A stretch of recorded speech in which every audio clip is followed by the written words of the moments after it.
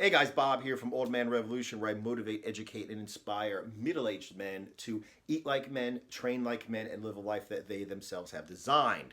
Speaking of eating like a man, I just uploaded a video about what I eat on what I call the pure protein diet. And I've been getting a lot of questions on that video about low-fat, high-protein keto, and I just wanted to do an off-the-cuff Q&A, kind of freestyle, as the young people say. Just common questions about this form of nutrition. So first of all, let me just say that ketosis does not mean you eat a lot of fat. Okay, ketosis means you do not eat a lot of carbohydrates. If you have no carbohydrates, that means you don't eat carbohydrates in your food or drink it. You have no more stored glycogen, okay, which is how your body stores, sugar or carbs, in your muscles or your liver because you've burnt it off already to be used for energy. Then you only have one option left, and that is to change fat, whether it's dietary fat you're eating and drinking or body fat, into what's called ketone bodies. And when it's changed into ketone bodies, you can burn that fat for energy. So you do not have to eat a huge amount of fat in ketosis. You've got plenty of body fat to burn, okay? Unless you're extraordinarily lean, you do have enough fat to burn. What you need to do is keep your carbohydrates down low. Now, let's talk about high protein keto, okay? There are basically three different ways that you can fuel your body, three energy systems. You can burn carbs, you can burn fat, or you could do something called gluconeogenesis. Gluconeogenesis basically means you take protein, turn it into glucose, and then you burn it like, sugar or carbs would. That is an extraordinarily inefficient way for you to fuel your body, okay? Your body does not want to burn protein or change protein into carbs and then burn those carbs for energy. It is extraordinarily inefficient. Burning carbs for energy is easy. Just drink a glass of juice and boom, you got sugar energy. If you're in ketosis, if your body's fat adapted, just go ahead and drink a cup of heavy cream, boom, you got fat energy, okay? But it is really difficult to burn, protein for energy. So all these people who think that if you have too much protein, whether total protein in your diet or too great of a percentage of protein in your diet, that does not really happen, okay? It does not, quote, kick you out of ketosis because you turn the protein into glucose. That's the kind of thing a guy looks at Wikipedia, he looks at, PubMed, or he looks up some study, and it is humanly possible for the body to turn protein into glucose and burn that as a carbohydrate, and it could possibly theoretically throw you out of ketosis if that were to happen. That's also a guy who's never actually been on a low carb, low fat diet, okay? So he just doesn't know, okay? But people who are actually experienced with this, okay, like whether it's the 70s bodybuilders, whether it's certain tribes that, traditionally just eat a whole lot of protein, it does not happen, okay? You do not have to worry about eating too much protein. So let's go ahead and let's talk about why you would do low-fat keto dieting. Okay. Like I said, ketosis does not mean that you eat a lot of fat. It means you don't eat a lot of carbs, okay? And that you have to break down fat for fuel. Now think about yourself like this. If you eat a lot of fat, okay, why would your body go through the process of breaking down body fat, changing it into ketone bodies, and then burning that for fuel when you already have fat coming in your diet that you're eating and drinking? That's much easier to turn into ketones, okay?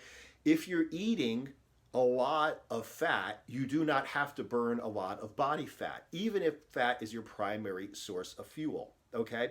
So it goes to follow that if you eat less fat, okay, your carbs are down low anyway, okay? If you eat less fat in your diet, you eat and drink less, your body is going to have to burn more stored body fat for energy. It's just the way it is. Because there are two things going on here. First of all, you're dropping down the amount of calories you're taking in. You are in a severe caloric deficit, so your body's going to have to burn more body fat whether you're eating carbs or not. Second, since your body's fat adapted, since you're in ketosis, and your body loves burning body fat, loves burning fat right now, and you're not eating or drinking enough fat to fuel it, it's like I said, it's just going to have to burn more body fat. So you can burn more body fat in a shorter amount of time at a faster rate than if you were to take in a whole lot of carbohydrates. Okay, and so why do you take in protein? You take in a lot of protein because of the reasons to take protein plus one. Okay, first of all the normal reasons to take in a lot of protein, whether you're on high carbs or whatever, you need protein because it's an essential amino acid. Like your body needs protein and fat. There are essential amino acids, protein. There are essential fatty acids, fat. There are no essential carbs or sugars.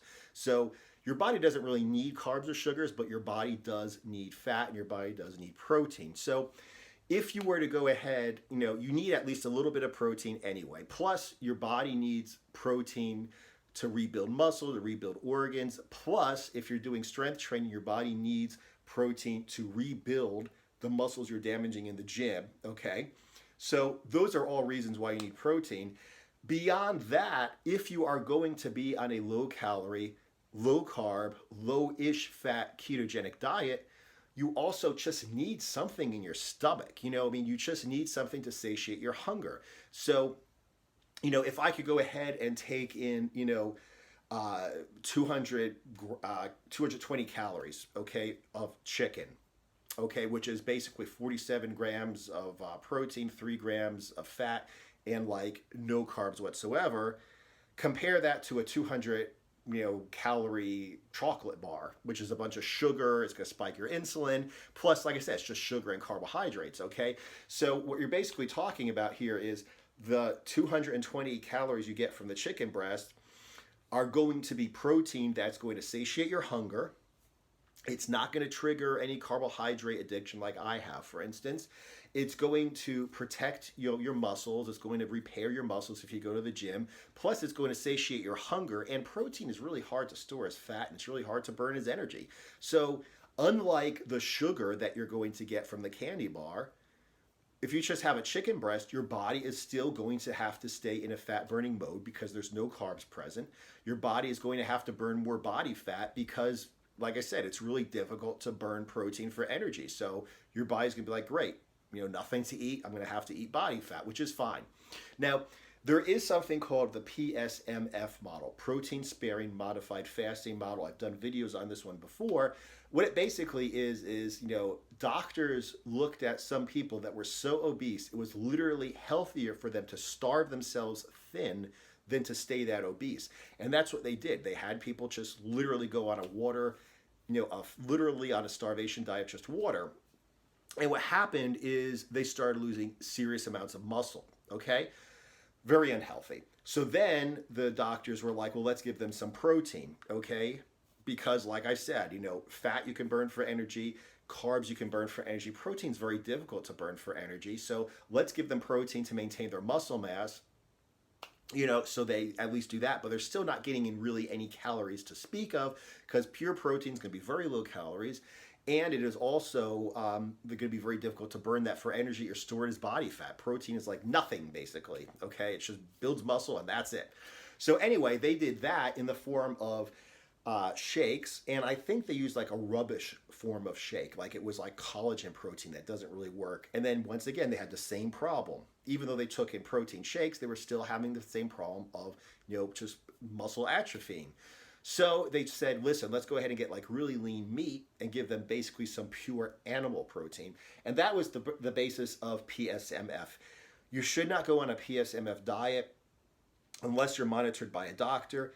Lyle McDonald is the man to look to if you want to try the PSMF diet. He's written books about it, because some people do, in fact, do this for, performance or appearance or aesthetic purposes. But what I did with my pure protein diet is I kind of bridged the gap.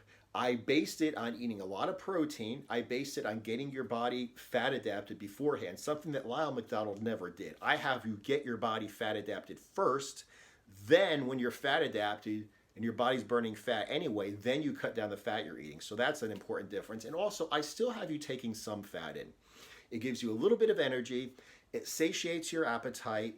It it really helps you with, like I said, normal hormonal function. So you can stay on the pure protein diet longer than you can stay on the PSMF diet. But you still lose body fat at a much faster rate than you do with the standard ketogenic diet, where you have like 80% of your calories coming from fat. Why does your body need to burn body fat if you got so many calories coming in your food and your beverages? So anyway, that's it. Like I said, ketogenic does not mean that you're eating high fat. It means you're eating low carbs, okay? Protein is necessary to maintain your body, also for satiety.